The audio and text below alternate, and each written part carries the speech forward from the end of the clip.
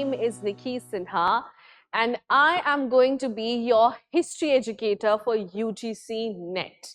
So a very warm welcome to this orientation class where I am going to be telling you all about the new course that we are launching, what is going to happen, how is it going to happen, the syllabus discussion, the strategy, what is UGC, what is NET, everything we will cover in this particular lecture or in this particular orientation.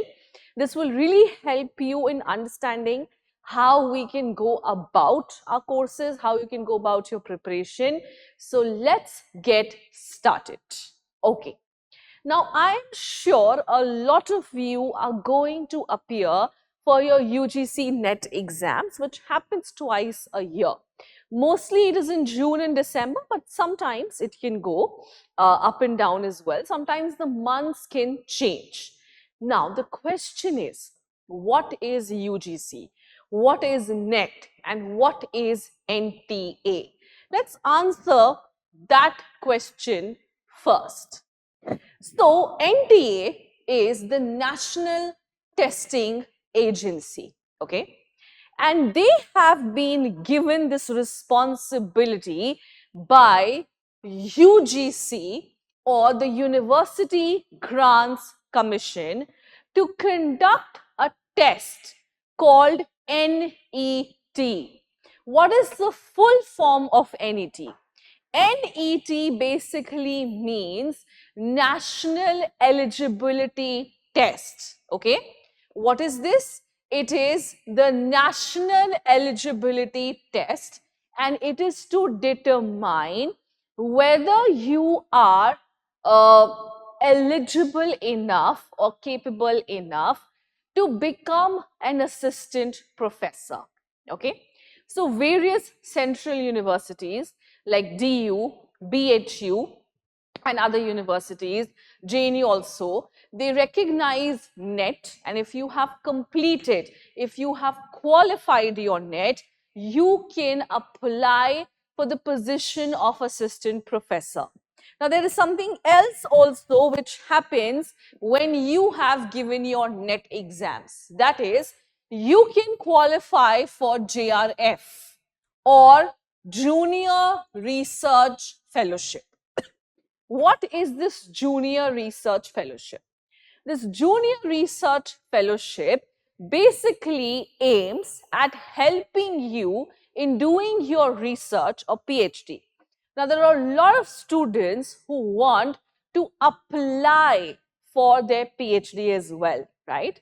So, after completing your NET, and if you have qualified for JRF, you will start getting a good amount of stipend, a good amount of allowance, which will help you in your research, in your field work, or if you have to go outside for your research.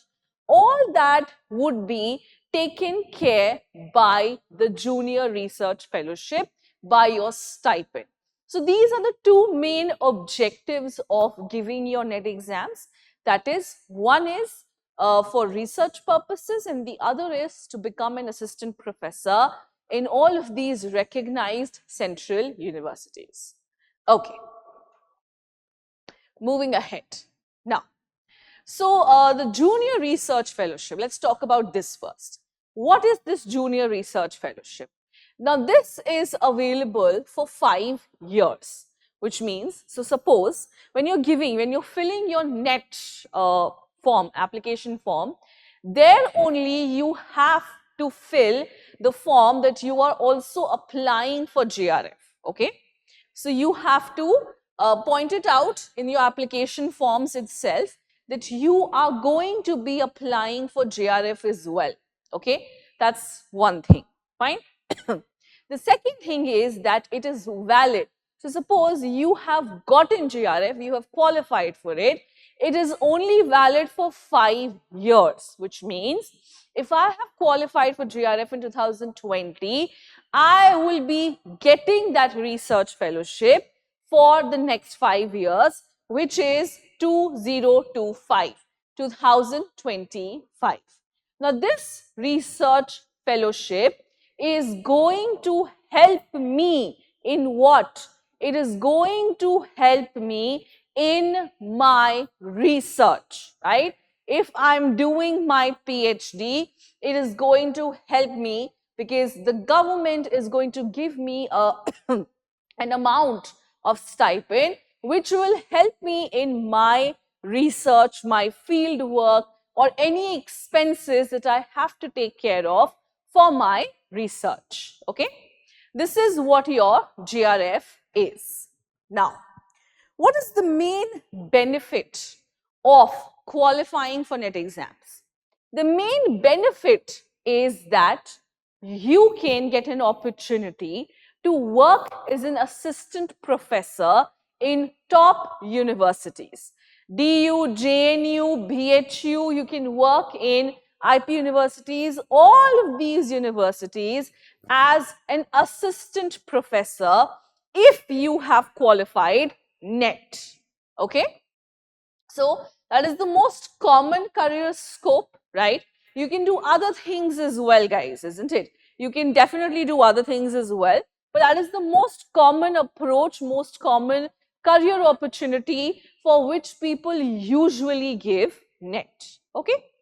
Now, moving ahead, since I am going to be your history teacher, I will be taking up history domain in UGC NET.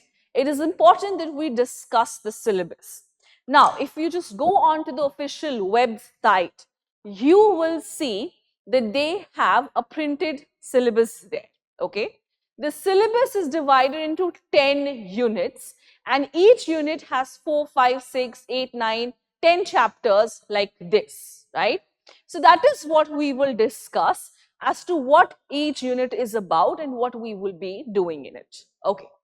So the first unit is obviously ancient India, you can say that.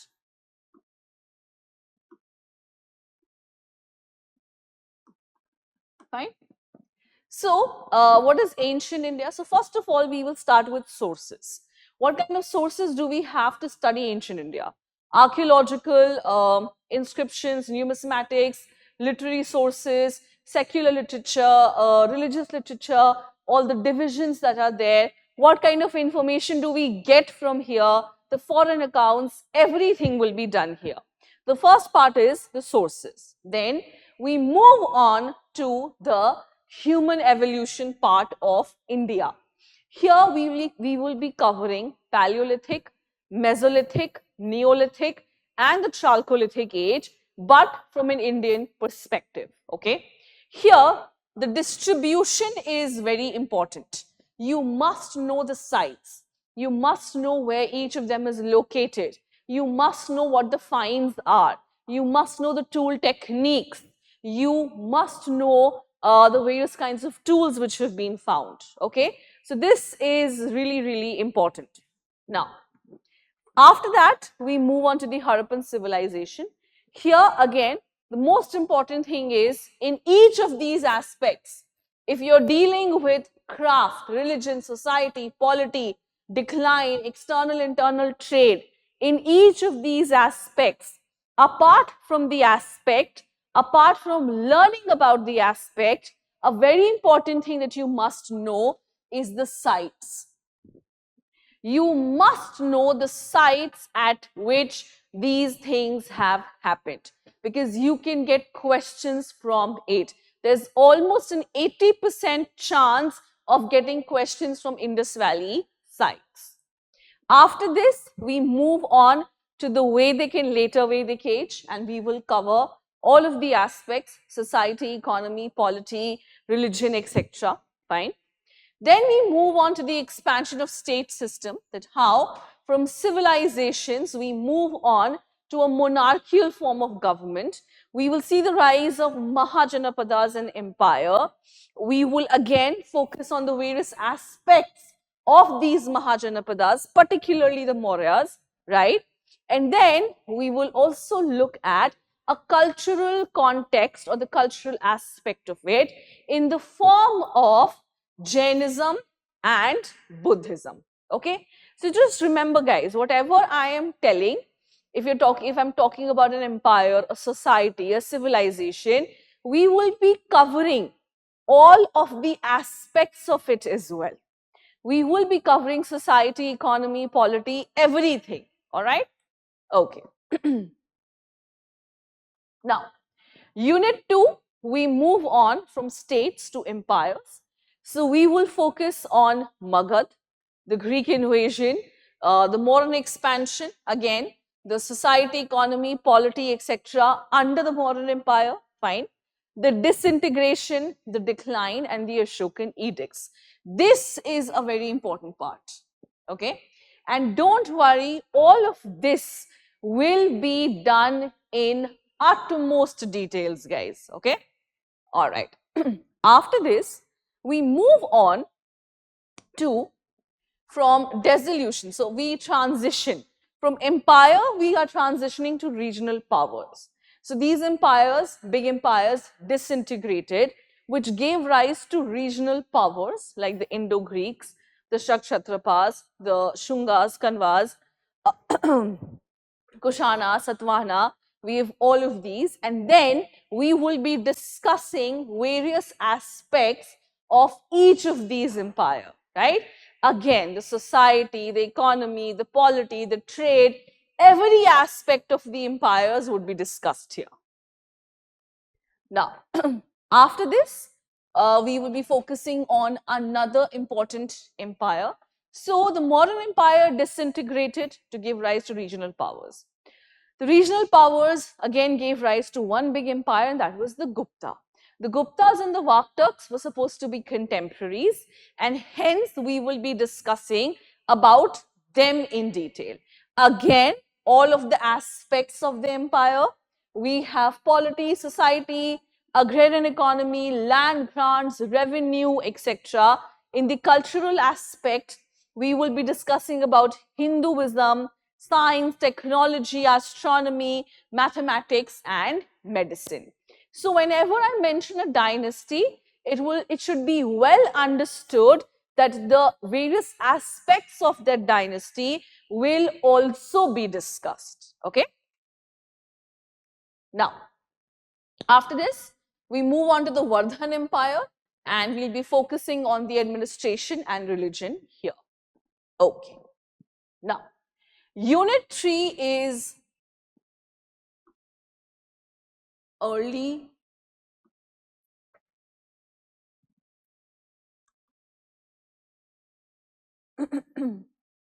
medieval India. Okay. So here we will talk about some of the early medieval India dynasties. So here what we will do is we are going to divide the dynasties on the basis of a geographical location. So some of the dynasties are in Deccan, okay, like the Gangas, Kadambas, the Chalukyas, Rashtrakutas, etc. So these are where? These are in the Deccan. Then we have dynasties in South India, Cholas, Cheras, Pallavas, Pandyas, etc. Fine. Then we have kingdoms in Western India, the Maitrakas and the Chalukyas of Gujarat. So here what we're doing, we have divided it on the basis of our geographical location, and we will discuss it on the basis of geographical location. So we will pick each and every location, and we will see what kind of what kind of kingdoms and dynasties have ruled there, right? And then in the north, we have Gujar Pratiharas, Kalachuri Chedis, Gadwalas, and Parmar. And then again, what we will do, we will discuss the various aspects of these dynasties. Here, we'll discuss about the administration, political structure. We'll discuss the economy, society, polity, culture, everything. Fine? So, this is what we'll discuss: the agrarian economy, the trade and urbanization, cultural aspect. We will discuss rise of Brahminical religion, Vaishnavism, Shaivism, Bhakti, Sufi. These movements will be discussed. This is the cultural aspect. Sorry. This is the cultural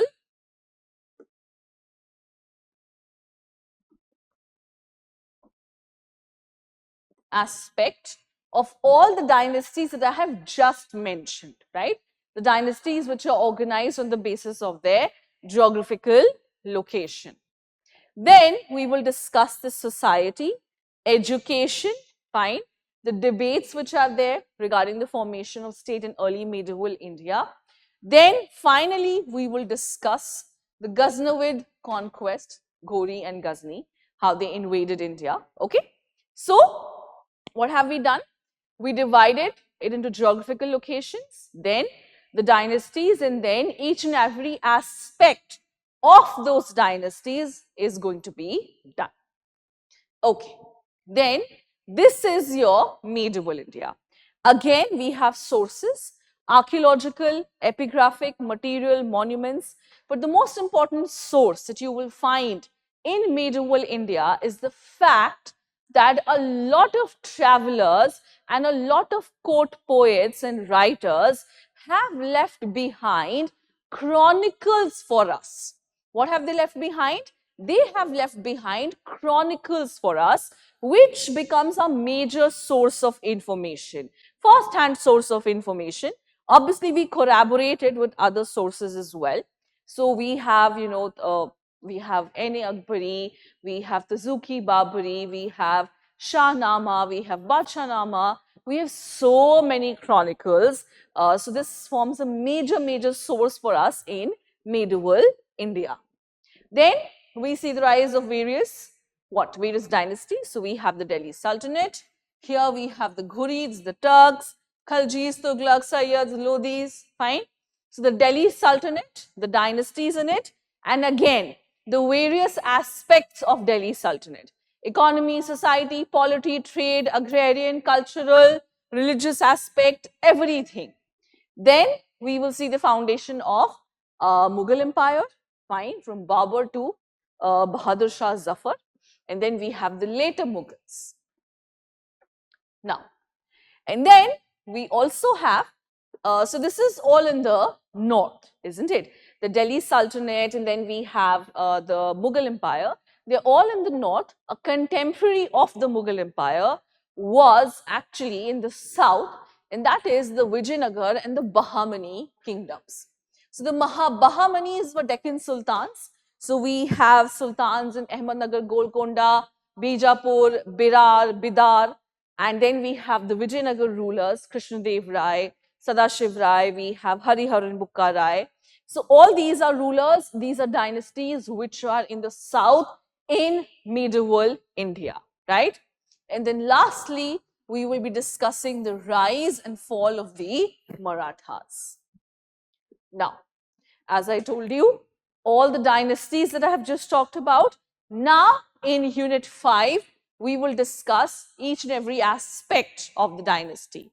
So, administration and economy, administrative system, we will discuss about industries, trade and commerce, then society and culture, we will discuss about the Bhakti movement, the Sikh movement. These are basically your cultural aspect, okay? These are the political aspects, trade, commerce, industries, administration, etc. These are your political aspects, and then Unit 6 is all about your cultural aspects, okay? So we have the Sikh movement, the rural society, women, position of women. We will particularly understand this system through the Zanan system and the Devdasi system, okay? So this is what we will be covering in the cultural and the political aspects of the various dynasties, Vijayanagar, Bahmani, Bahmani, the Vijayanagar, the Mughals, the Delhi Sultanate, okay? So we will be covering all of these aspects. Then we will be focusing on education, fine arts, art and architecture, etc. So again, these are parts of what? These are parts of your cultural aspect. So dynasty and the various aspect of their rule.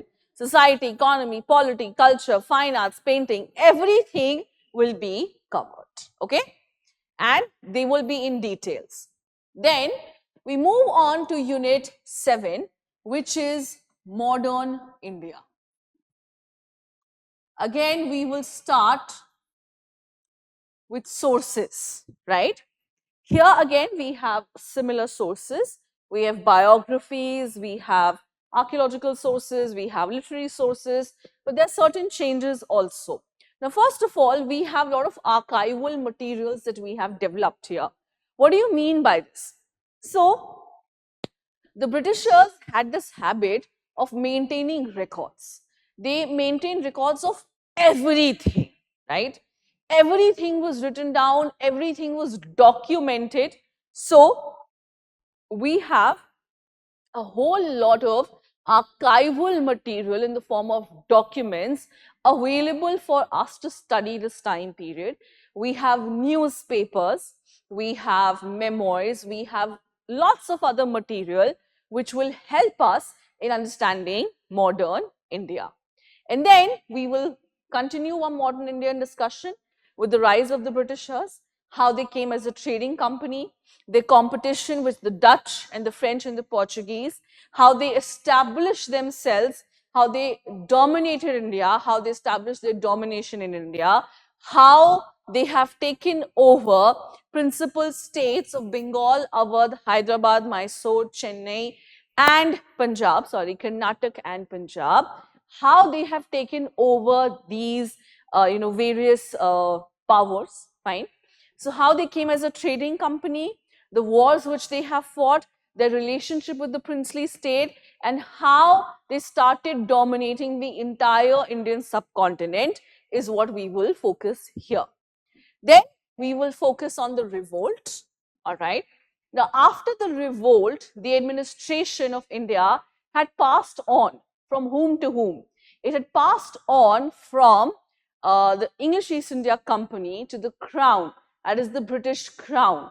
So, how and what kind of administrative reforms did they introduce is what we will study. Then we will study the concept of paramountcy. This will be explained, don't worry. Civil services, judiciary, armed forces, all of this under the British Crown. We will study about the constitutional changes which were given to India during the rule of the British Crown, not the English East India Company. Okay? The Government Act of 1935 will come under this. All right. Then, Unit 8 is all about, again, the aspects of what? It is all about the aspects of the British rule. What kind of rule had they established? All of that is going to be discussed in Unit 8, okay? The society, the kind of economy that they had, the agrarian economy, the zamindari system, permanent settlement, all of that will be discussed here, okay? So, the economy, expansion and commercialization, industries, okay? Then we will be discussing the growth of new urban centers. We will be discussing some of the new policies like monetary, banking, railways, currency exchange, telegraph, newspapers, printing press, etc. Then we will be discussing some of the tribal and the peasant movements which happened as a reaction to the British rule. There are many, Santhals being one of them. So, we will be discussing them in detail. Then, we move on to the societal aspect which was there under the British rule. So, here we see an Indian society in transition. They have come in contact with Christianity, they have come in contact with Western thoughts and processes, and they have started questioning their religion, they have started questioning the evils of the society, right?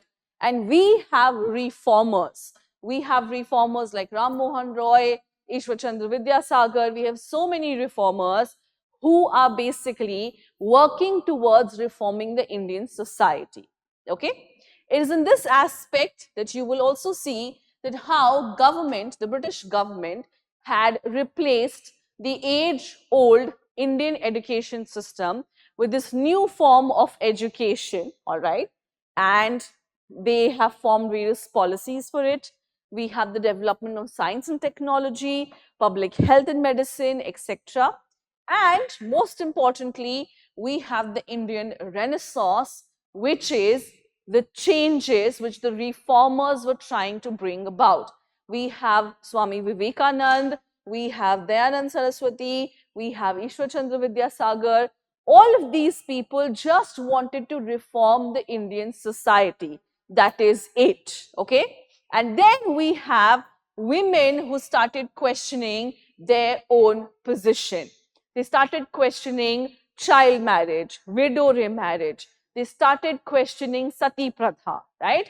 So we have the Indian Renaissance. All that will be done here in detail. Okay. And then finally, we have the printing press and modernization of Indian languages.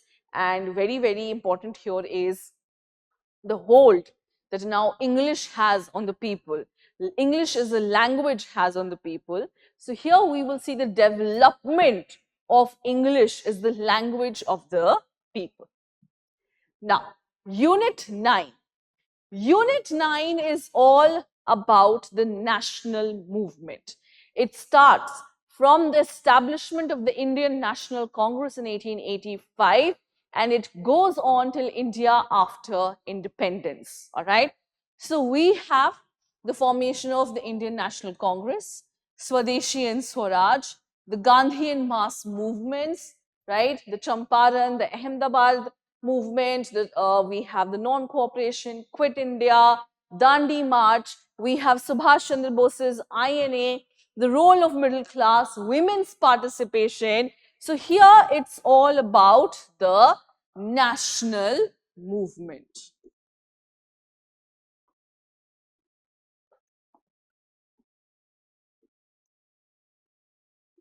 Okay? All right. Then we have the coming in of the Muslim League and the rise of communal politics, the drift between the Hindus and the Muslims. Finally, we have the genesis of Pakistan, and then we have partition. And then after partition, we will see how India has risen after independence, the challenges that it was facing, the challenges of making a constitution, integrating the princely states, right? Representing all of these diverse ethnic groups together, all right? And then here we will be focusing on B.R. Ambedkar and his contribution towards the constitution, India's structure of bureaucracy, the new education policy, the economic policies launched by India, the foreign policies launched by India, which helped them in gaining a footing in the world economy after independence when India had lost a lot of money. Okay, they had lost somewhere around $45 trillion at that point of time. So India had no money. So India had to make itself into a nation, and how they did that, that is what this entire section is about. The economic policies, their foreign policies, various policies that they had enacted, the Panchsheel, the 5-year plan, everything, the China war, the Pakistan war, everything that India went through after independence will be done in details here. I'm just giving you a brief introduction. I'm just telling you what all has happened, what all we will discuss. But there will be a lot of details. When I'm talking about economic policy, it's not just one. There are various economic policies that I'm going to talk about. Okay? Now, lastly, we have Unit 10. Now, Unit 10 is all about historical method, research, and historiography. Okay? So, Unit 10 is more suitable, or it is more important for those people, not more important, but yes, it is important for those people who want to apply for their PhD. Because here they check that whether you know the art of doing research. Are you capable enough? Are you capable enough of forming a historiography, a hypothesis? Do you know the research method? Do you know a good way of doing the research, right?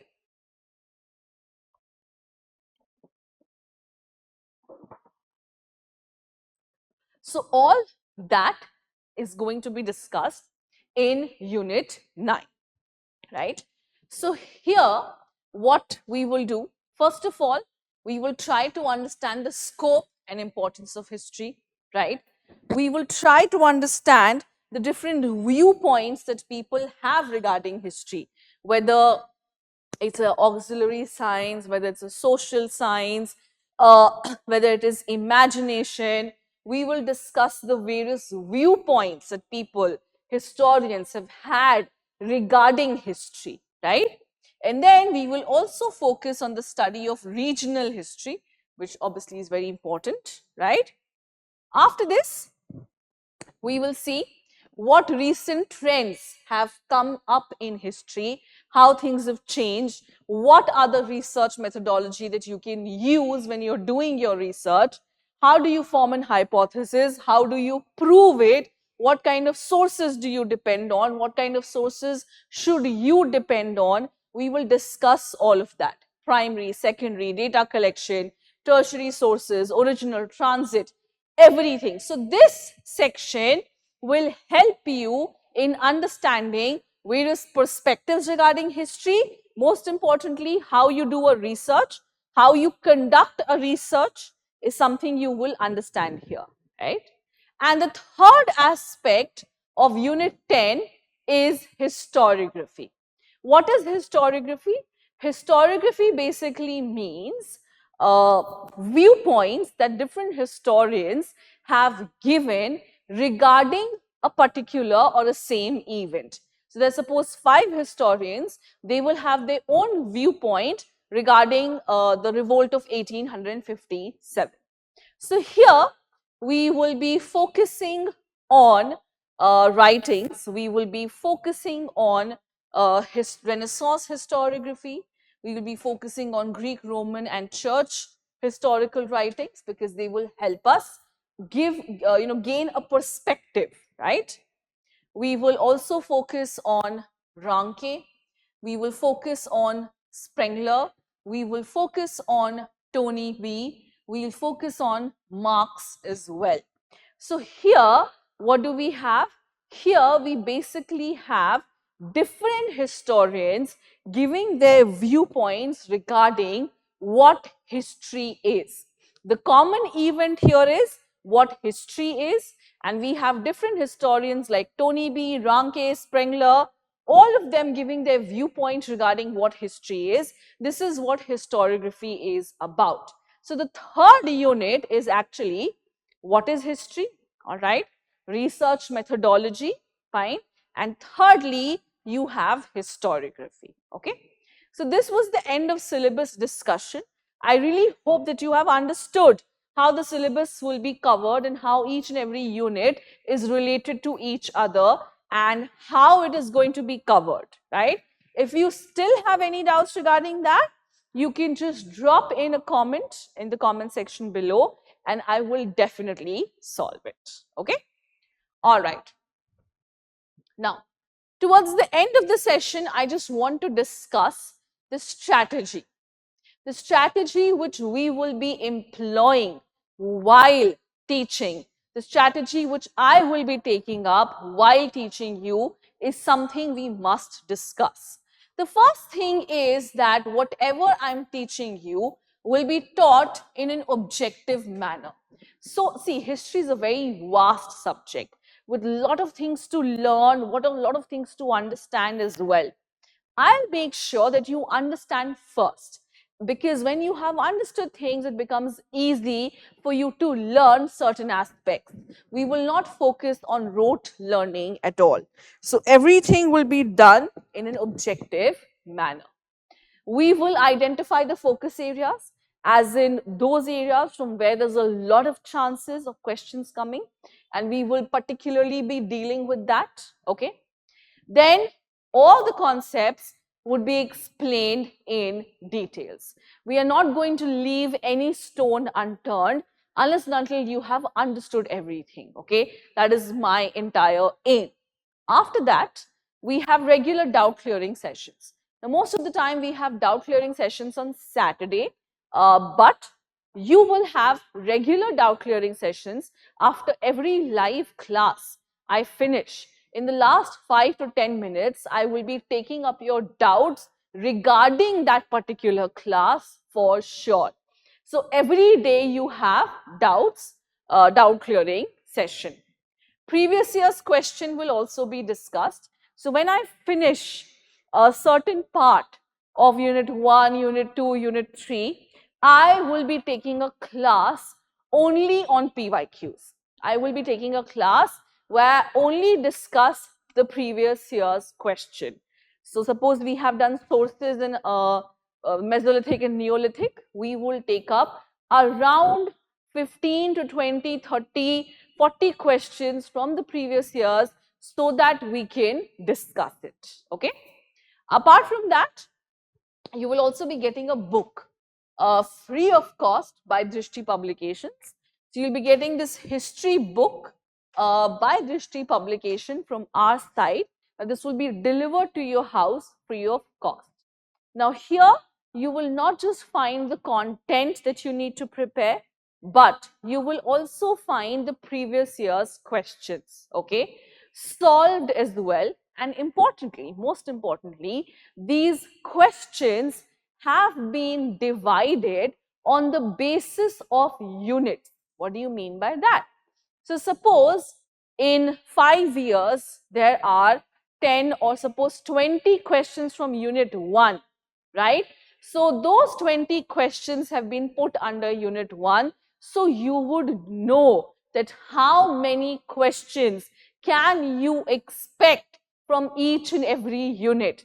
Also, it will help you understand what kind of questions can you expect from each and every unit. Okay. And we have papers also, previous year's papers. They are solved as well. So you can always find the answers. Handouts will also be given. So sometimes it's not possible for me to cover the entire thing in the class itself. So there are certain things like, for example, sites, distribution, evidences, etc. that will be given to you in the form of handouts. Not all, the extra. Most of them I will be dealing with in class itself. If suppose I am not able to take a class in it, then I will be giving you handouts. These are written notes from my side. So you can have these notes with you. You can stick it anywhere you want. You can learn from it, revise from it. It will help you in a quick revision and you will have all the notes in one section. Lastly, there would be regular mock test. Now, this will help you in understanding how your preparation is going, where is it going, what kind of, where are you standing in your preparations, what kind of help do you need from me. So mock tests are a must and you must be attending them. So you will have regular mock tests which will really help you in understanding your syllabus, understanding your position. Okay. So these are the various steps that we will be taking to make sure that you clear your NET exams in one attempt. That is my aim. And I promise to you that I will try my hardest to make sure that you achieve that goal. And you also have to try your hardest so that you achieve that goal. And how do we do it? We start this goal on September 11th because it is on this date, coming Monday, it is on this date that we are going to start with our live courses for History UGC NET. Yes, I will be teaching you. I am going to be your educator for it. All right. When are your courses starting? Your courses are starting on September 11, 2023. This is this Monday. There will be live classes. Join me there. Just complete your journey to achieving your qualification or to qualifying NET in just one attempt. So I am really hoping to see a lot of you, a lot of you where in this class on September 11, 2023. This is going to be a live class and I really hope to see all of you there. So let's begin our journey of qualifying UGC NET exams 2023 December attempt, probably December attempt for history in what? In just one attempt. So thank you so much for joining me here. If you still have doubts regarding the syllabus, regarding preparation, regarding strategy, regarding anything, you are more than welcome to drop your doubts in the comment section and I will definitely take them up. And now I'm looking forward to seeing all of you in the classes. So thank you so much for joining me here. Take care. Thank you.